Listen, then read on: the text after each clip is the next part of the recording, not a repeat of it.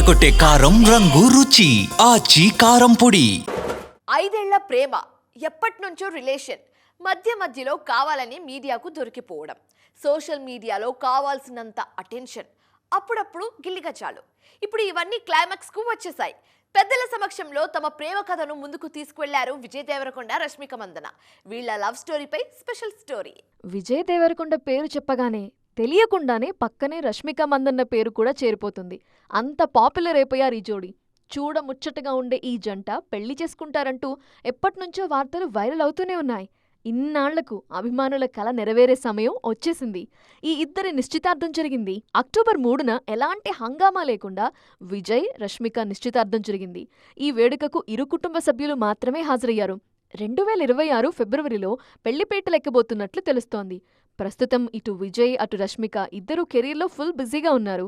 October 21న Thama సినిమాతో రాబోతున్నారు రష్మిక మందన్న. విజయ్ దేవరకొండ సైతం రాహుల్ సంక్రిత్యాన్ సినిమాతో పాటు రవికిరణ్ కోలా సినిమాలు చేస్తున్నారు. ఈ రెండిటి తర్వాత మరో 2-3 ప్రాజెక్ట్స్ లైన్లో ఉన్నాయి. గీత గోవిందం సినిమాతో విజయ్, రష్మిక తొలిసారి స్క్రీన్ షేర్ చేసుకున్నారు. డియర్ కామ్రేడ్ సమయంలోనే వీళ్ళిద్దరి మధ్య ప్రేమ మొదలైంది. అప్పట్నుంచి రిలేషన్లోనే ఉంది ఈ జంట. ఎవరి కెరీర్లో వాళ్ళు బిజీగా ఉన్నా రెగ్యులర్గా ట్రిప్స్కి వెళ్లటం, కలిసి బయటకు వెళ్లడం చేస్తూనే ఉన్నారు విజయ్ అండ్ రష్మిక. తమ రిలేషన్ అఫీషియల్ చేశారిప్పుడు. అన్నట్లు రాహుల్ సినిమాలో రష్మికనే హీరోయిన్.